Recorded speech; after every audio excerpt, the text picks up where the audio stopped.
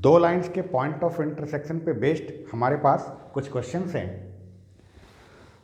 Find the point of intersection of the following lines. निम्नलिखित रेखाओं के प्रतिच्छेद बिंदु के निर्देशांक ज्ञात कीजिए। हमारे पास दो लाइंस गिवन है और इन दोनों लाइंस का जो पॉइंट ऑफ इंटरसेक्शन है उसे हमें निकालना है। दो क्वेश्चंस हैं। पहला क्वेश्चन जो है वो कार्टेशियन फॉर्म में है, दूसरा क्वेश्चन जो है वेक्टर फॉर्म में है। पहले हम वेक्टर फॉर्म वाले को सॉल्व करते हैं। हमारे पास जो दोनों लाइंस दिए हुए हैं ये दोनों के दोनों लाइंस वेक्टर फॉर्म में हैं।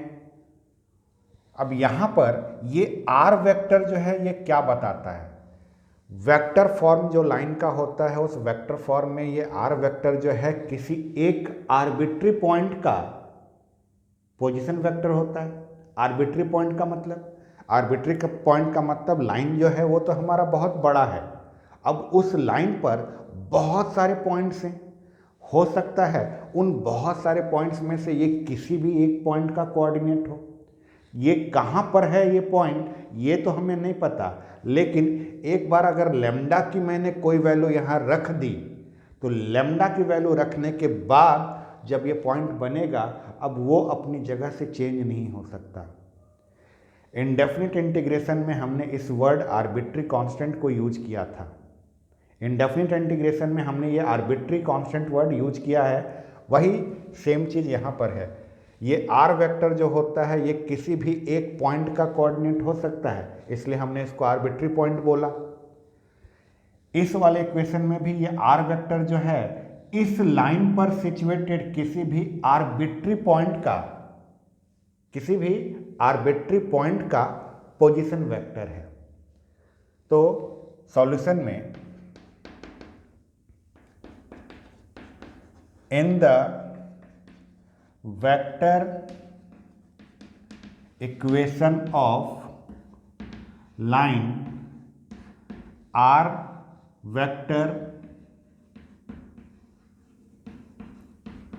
represents the position vector of any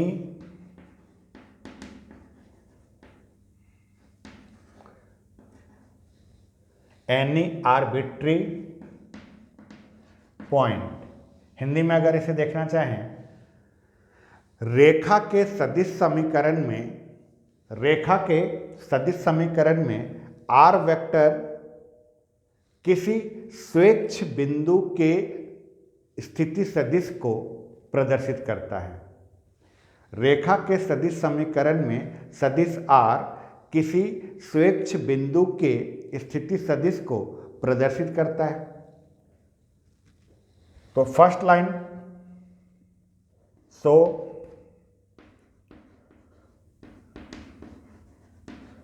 arbitrary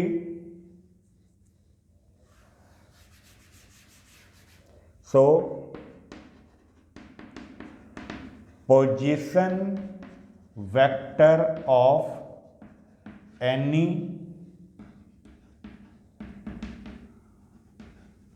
arbitrary point on both the lines are.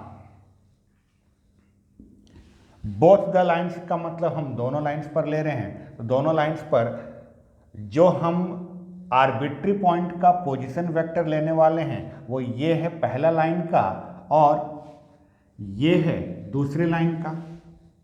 तो यहाँ से आ जाएगा आई cap plus J cap minus K cap plus lambda 3 i cap minus J cap is, ये हमारा पहला line का हो गया। इसे हम फर्स्ट लाइन का बता देते हैं। और सेकंड लाइन का है हमारा 4 i cap minus K cap plus mu 2 i cap plus 3 के कैप। ये हमारे दूसरी लाइन पर सिचुएटेड किसी भी पॉइंट का पोजीशन वेक्टर है, इसे हमने इक्वेशन नंबर 2 बोल दिया। अब सोचिए, इस लैम्डा को हमें यहाँ मल्टीप्लाई करना है, म्यू को हमें यहाँ मल्टीप्लाई करना है। फ्रॉम इक्वेशन 1 इसे हम सॉल्व करेंगे तो क्या आएगा, आई cap plus J cap minus K cap plus 3 lambda आई कैप माइनस लैम्डा जे कैप। इसी को हम ऐसे भी लिख सकते हैं, आई कैप हमारे पास दो जगह है, दोनों में से अगर हमने आई कैप कॉमन ले लिया तो ये बनेगा 1 प्लस 3 लैम्डा आई कैप। जे कैप हमारे पास दो जगह है, दोनों में से अगर जे कैप को हमने कॉमन निकाल लिया तो प्लस 1 माइनस लैम्डा जे कैप, और के कैप हमारे पास एक ही बार है तो ये यहाँ से आएगा माइनस का के कैप आया। ये हमारा क्या हो गया, फर्स्ट लाइन से आ गया।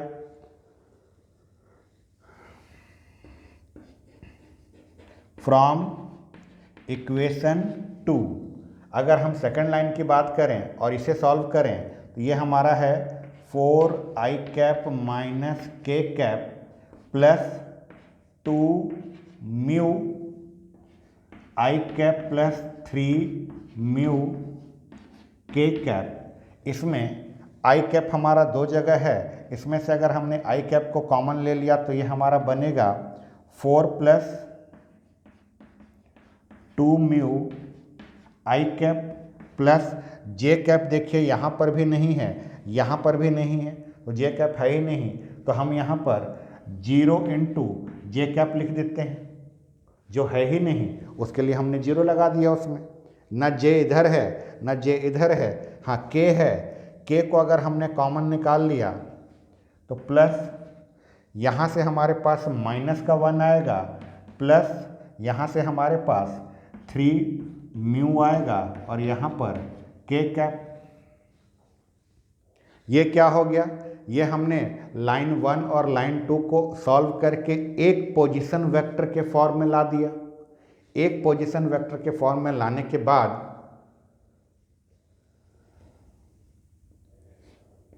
फॉर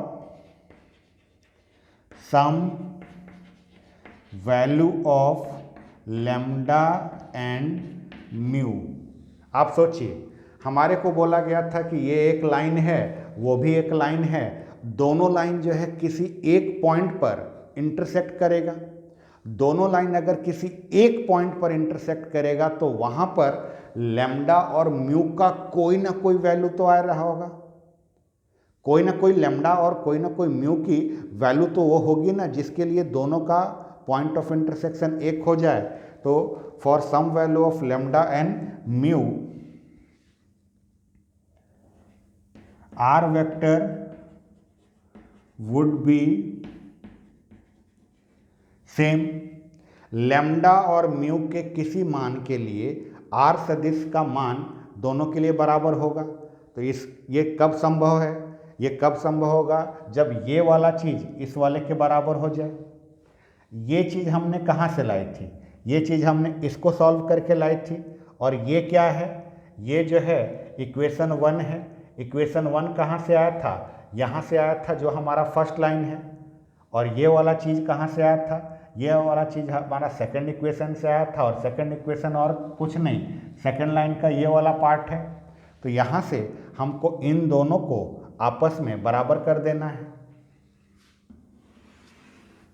इन दोनों को आपस में बराबर करेंगे तो हमारे पास क्या आ जाएगा, हमारे पास आ जाएगा 1 प्लस 3 लैम्डा आई कैप, 1 प्लस 3 लैम्डा आई कैप प्लस 1 माइनस लैम्डा जे कैप प्लस 1 माइनस लैम्डा जे कैप माइनस का के कैप।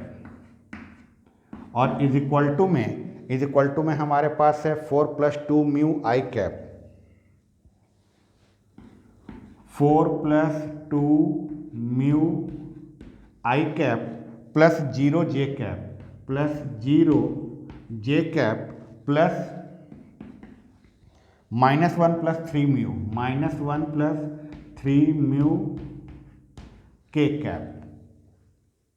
अब ध्यान से समझिएगा इस बात को, इज इक्वल टू के पहले देखिए एक वेक्टर आपको नजर आ रहा है। वेक्टर कैसे है ये, क्योंकि इसमें आई कैप, जे कैप, के कैप है। इज इक्वल टू के बाद भी एक वेक्टर है। वेक्टर कैसे है, क्योंकि इसमें भी आई कैप, जे कैप और के कैप है। वेक्टर चैप्टर में हम लोगों ने ये पढ़ा है कि दो वेक्टर आपस में इक्वल तभी होते हैं जब उनके आई के कंपोनेंट आपस में बराबर हों, जे के कंपोनेंट आपस में बराबर हों और के कंपोनेंट आपस में बराबर हों। अर्थात दैट इज आई का कोफिशिएंट यहाँ से क्या है 1 + 3 लैम्डा, और इधर आई का कोफिशिएंट क्या है 4 + 2 म्यू। हमने इक्वेशन 1 और 2 पहले ले लिया है, तो इसे हम इक्वेशन नंबर 3 बोल देते हैं। हमने ये आई को इक्वल किया था, जे को अगर इक्वल करेंगे तो यहाँ से हमारे पास क्या है 1 - लैम्डा, ब्रैकेट हटा देते हैं, 1 - लैम्डा इज इक्वल टू, वहाँ से हमारा 0 आएगा। ये है हमारा इक्वेशन नंबर 4। और अगर हम के वाले के कोफिशिएंट को इक्वल करें तो यहाँ पर के का कोफिशिएंट है -1 इज इक्वल टू, यहाँ पर के का कोफिशिएंट है -1 + 3 म्यू। ये है इक्वेशन 5। अब यहाँ पर देखिए हमारे पास 3 इक्वेशन आ गए। हमने चर्चा किया था कि जब हमारे पास यहाँ 3 इक्वेशन आ जाएं तो इन तीनों में से किसी भी 2 को लेकर सॉल्व करना है। किसी भी 2 को लेकर सॉल्व करने के लिए आप देखिए इक्वेशन 4 से आपको लैम्डा का वैल्यू मिल जा रहा है और इक्वेशन 5 से आपको म्यू का वैल्यू मिल जा रहा है। लेकिन हर बार चीज़ें इतनी सरल हों ऐसा ज़रूरी नहीं है। हो सकता है कि आपको बाकी क्वेश्चंस बनाते समय, जैसे इस थर्ड इक्वेशन को देखिए लैम्डा और म्यू दोनों हैं, हो सकता है कि फोर्थ इक्वेशन में भी लैम्डा और म्यू दोनों आए, फिफ्थ में भी लैम्डा और म्यू दोनों आए। तो वहाँ पर किसी भी 2 इक्वेशन को लेकर 10th क्लास में आपने लीनियर इक्वेशन इन 2 वेरिएबल, 2 चरों का रैखिक समीकरण पढ़ा था, उसमें आपने सॉल्व करने के लिए सब्स्टिट्यूशन मेथड पढ़ा है, एलिमिनेशन मेथड पढ़ा है, क्रॉस मल्टीप्लिकेशन मेथड पढ़ा है। 2 चरों के रैखिक समीकरण को हल करने के लिए आपने प्रतिस्थापन विधि पढ़ी है, विलोपन विधि पढ़ी है और वज्र गुणनखंड विधि पढ़ी है। किसी भी विधि का प्रयोग करके आप 2 इक्वेशन लेकर सॉल्व करके लैम्डा और म्यू की वैल्यू निकाल लीजिए। तो यहाँ से फ्रॉम इक्वेशन 4, समीकरण 4 से लैम्डा की वैल्यू मेरे पास क्या आ जाएगी, लैम्डा की वैल्यू 1 आ जाएगी।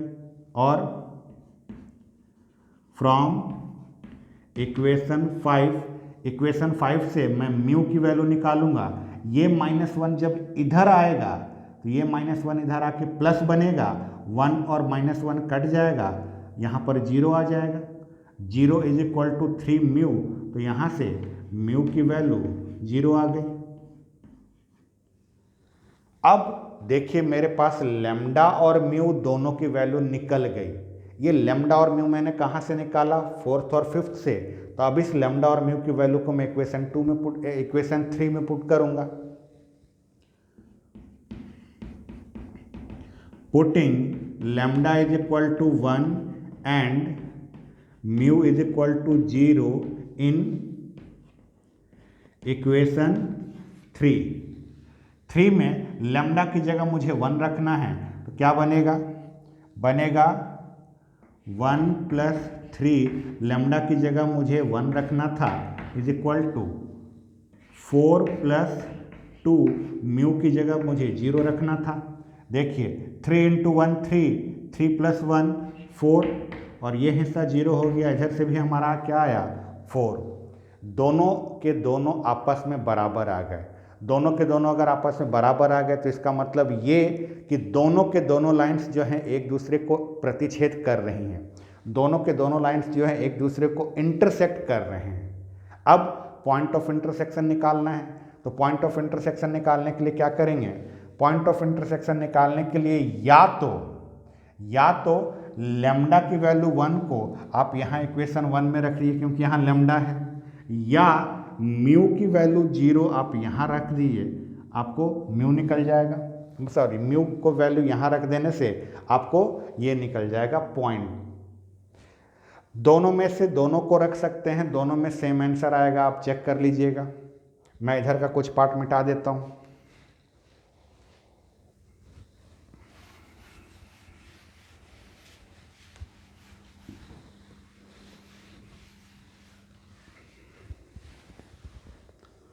मैं चलिए लैम्डा की वैल्यू 1 को रख देता हूँ।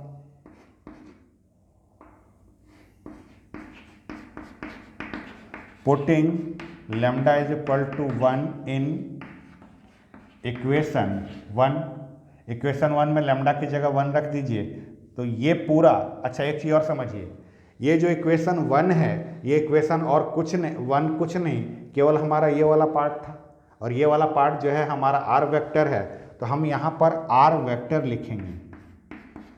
आर वेक्टर जो था हमारा ये वही है ना, इसी में हम लैम्डा रखने वाले हैं। यहाँ पर I cap plus J cap minus K cap plus lambda की जगह मैं 1 रखने वाला हूँ, 3 I cap minus J cap. Solve करिए।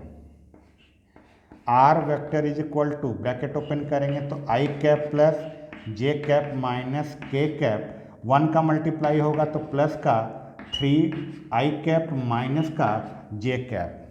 अब आइए, r vector is equal to I cap plus 3 I cap 4 I cap plus का जे कैप माइनस का जे कैप कट जाएगा, 0 हो जाएगा, लेकिन लिखना कैसे है, प्लस का 0 जे कैप।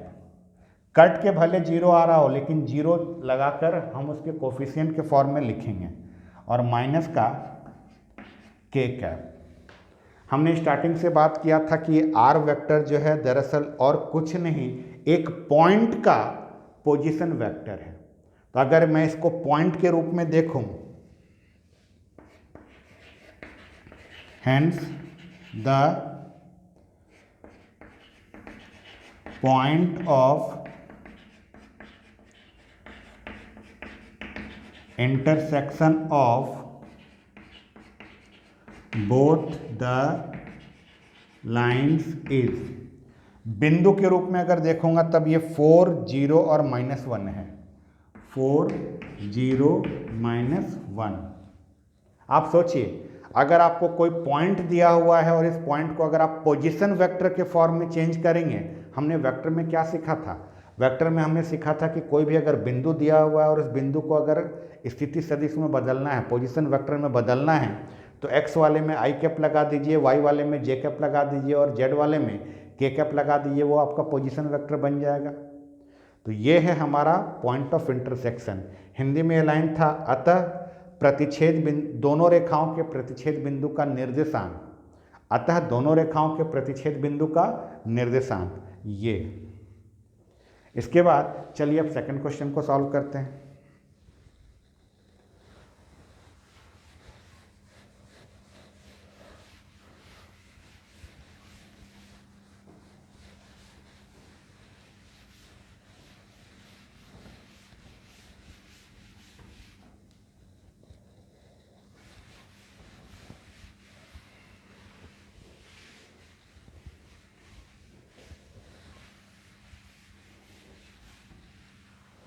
हमारा जो लाइन दिया हुआ है ये हमें कार्टेशियन फॉर्म में दिया हुआ है।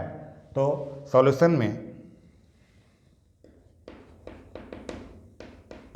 द गिवन लाइन्स आर, दी गए रेखा का समीकरण x - 1/2 is equal to y - 2/3 is equal to z - 3/4, and इसको इक्वेशन 1 लेट कर लेते हैं, and x - 4/5 is equal to y - 1/2 is equal to z, इसे हम इक्वेशन नंबर 2 मान लिए। अब क्या करना है, अब इस पहली रेखा पर स्थित किसी बिंदु का निर्देशांक निकालना है। कैसे निकालते हैं, इसको लैम्डा के बराबर करके,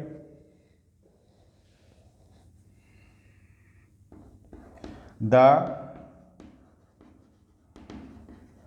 coordinates of a point on line 1 is given by, रेखा 1 पर स्थित किसी बिंदु के निर्देशांक, रेखा 1 पर स्थित किसी बिंदु के निर्देशांक निकालने के लिए क्या करेंगे, x minus 1/2 is equal to Y minus 2/3 is equal to Z minus 3/4 को हम लेमडा के बराबर लेट कर लेते हैं। बारी बारी से x, y और z की वैल्यू निकालते हैं, तब x की वैल्यू क्या आएगी, x की वैल्यू आएगी 2 लेमडा प्लस का 1। सोचिए हमने क्या किया, x माइनस 1/2 को लेमडा के बराबर रख के सॉल्व करके x की वैल्यू निकाल ली, x की वैल्यू ये निकल गई, y की वैल्यू क्या निकलेगी 3 लेमडा प्लस का 2 और z की वैल्यू क्या निकलेगी 4 लेमडा प्लस का 3 निकला। तो यहाँ से अगर हम इसको एक निर्देशांक, एक पॉइंट के रूप में लिखें तो ये हमारा 2 लेमडा प्लस 1, 3 लेमडा प्लस 2 और 4 लेमडा प्लस 3, ये जो आया ये हमारा एक पॉइंट का निर्देशांक निकला जो कि इस लाइन 1 पर सिचुएटेड है। So this point is situated on line 1। अतः ये बिंदु जो है रेखा 1 पर स्थित है। ठीक यही प्रोसेस, सेम यही प्रोसेस हम लाइन 2 के लिए करने वाले हैं। सेम प्रोसेस, ये जितना लैंग्वेज वगैरह है जो है सब सेम आएगा सेकंड लाइन के लिए। सेकंड लाइन कौन था, ये था। इसको किसके बराबर करेंगे, लेमडा के। जी नहीं, लेमडा ले चुके हैं, इसको लेमडा के बराबर नहीं लेना है, इसको म्यू के बराबर लेना है। म्यू के बराबर लेंगे तो सोचिए ऐसा जो पॉइंट बनेगा वो कैसे बनेगा। लैंग्वेज वगैरह मैं नहीं लिख रहा हूँ, मैं डायरेक्ट लिख देता हूँ। डायरेक्ट में x minus 4/5 is equal to Y minus 1/2, Y minus 1/2 is equal to Z है, जेड के नीचे में 1 लगाया जा सकता है, इज इक्वल टू में क्या है म्यू।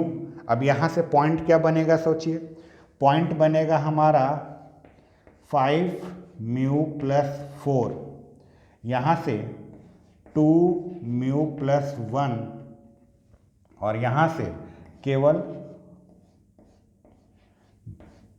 म्यू आएगा। ये क्या निकला, ये हमारा लाइन 2 पर सिचुएटेड किसी भी पॉइंट का कोऑर्डिनेट निकला। अब अगर दोनों लाइन एक दूसरे को इंटरसेक्ट कर रहे हैं तो दोनों का पॉइंट ऑफ इंटरसेक्शन कॉमन होगा। तो हम क्या लैंग्वेज लिखेंगे,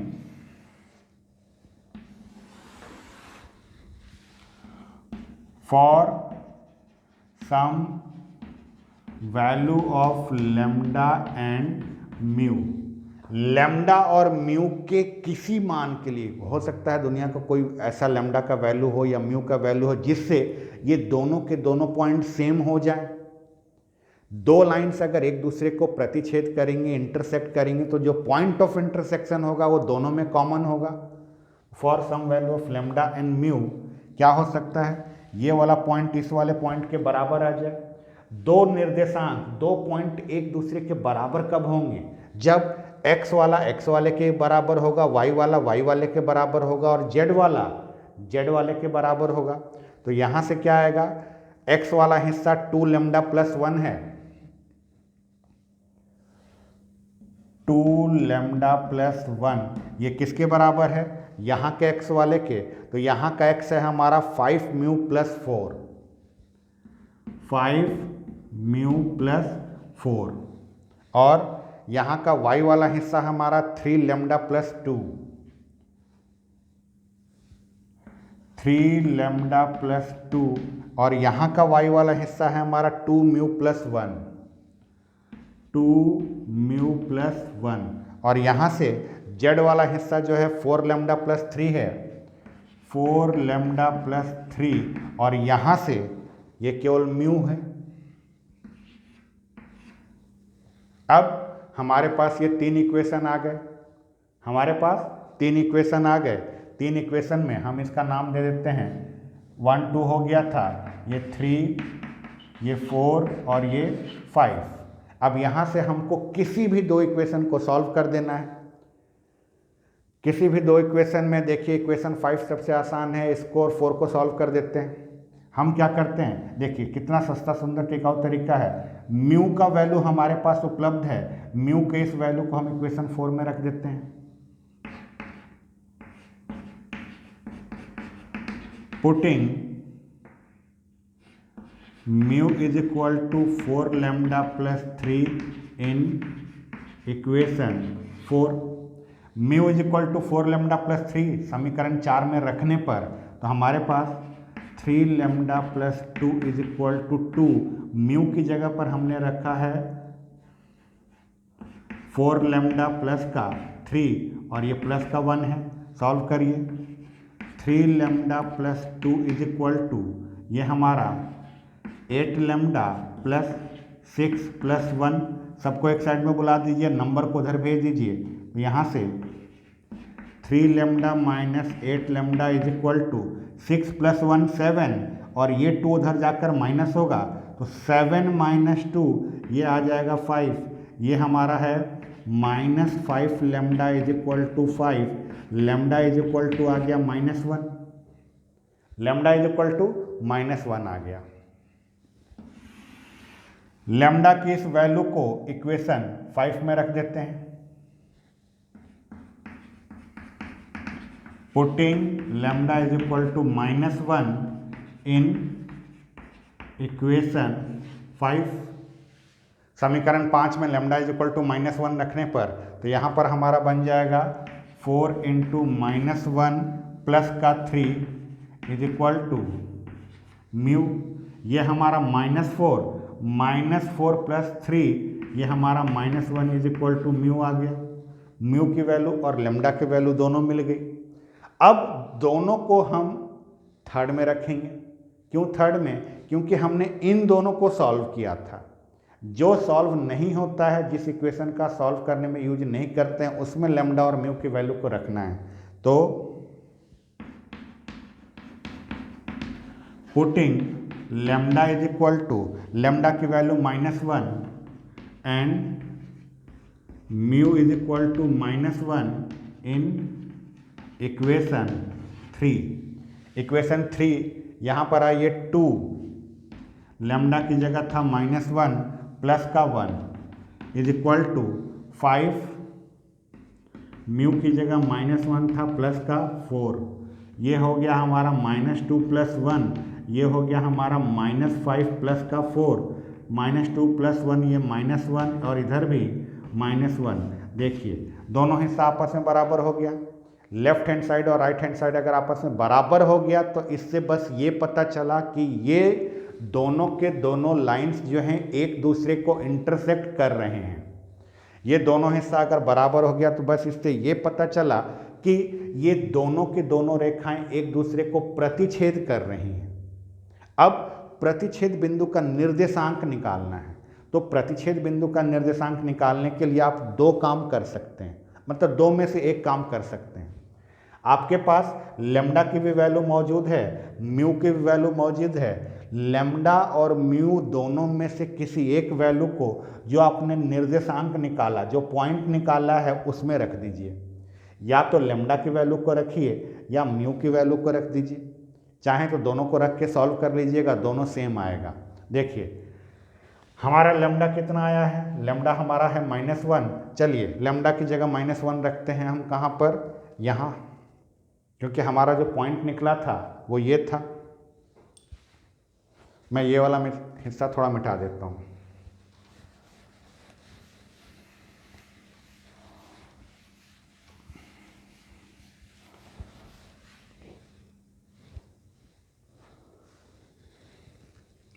ये क्या है? ये लाइन 1 पर स्थित कोई बिंदु का निर्देशांक है। ये जो है लाइन नंबर 1 पर सिचुएटेड किसी पॉइंट का कोऑर्डिनेट है। हम इसमें लैम्डा की जगह 1 रखने वाले हैं। 2 इंटू लैम्डा की जगह पर -1 +1 ये हमारा x का वैल्यू है, 3 इंटू -1 प्लस का 2 ये हमारा y का वैल्यू है, और 4 इंटू -1 प्लस का 3 ये हमारा z का वैल्यू है। 2 इंटू -1 -2 -2 प्लस 1 -1 आया, -3 प्लस 2 ये भी -1 आया, और -4 प्लस 3 ये भी -1 आया। यानी हमारा जो पॉइंट ऑफ इंटरसेक्शन है, जो प्रतिच्छेद बिंदु का निर्देशांक है, वो है -1 -1 -1। यहाँ पर एक लैंग्वेज लिखना है तो लिख लीजिएगा, पुटिंग लेमडा इन 2 lambda plus 1, 3 lambda plus 2, 4 lambda plus 3। Lambda का मान इसमें रखने पर हमने सॉल्व किया तो ये आया। इसके बाद आ जाएगा hence the point of intersection of two lines is -1 -1 -1। ये तो बात हुई लेमडा की वैल्यू रखने से। अगर हमने म्यू की वैल्यू रखी रहती तो क्या आंसर अलग आता? चेक कर लीजिए, म्यू आपको यहीं रखना था। म्यू की जगह पर -1 रखते, -1 रखने पर ये हिस्सा सॉल्व होकर -1 आता। म्यू की जगह -1 रखते तो ये भी -1 आता, और यहाँ तो -1 दिख ही रहा है, तो यहाँ से भी -1 -1 ही आता। अब इस क्वेश्चन में ये मत समझ लीजिएगा कि जो हमारा लेमडा का वैल्यू आता है म्यू का वैल्यू वही रहता है और आंसर भी वही रहेगा, ऐसा नहीं है। ये मात्र संयोग है कि यहाँ पर हमारा लेमडा का वैल्यू, म्यू का वैल्यू और पॉइंट ऑफ इंटरसेक्शन सब सेम आ गए। हर बार ये सेम हो ऐसा जरूरी नहीं है।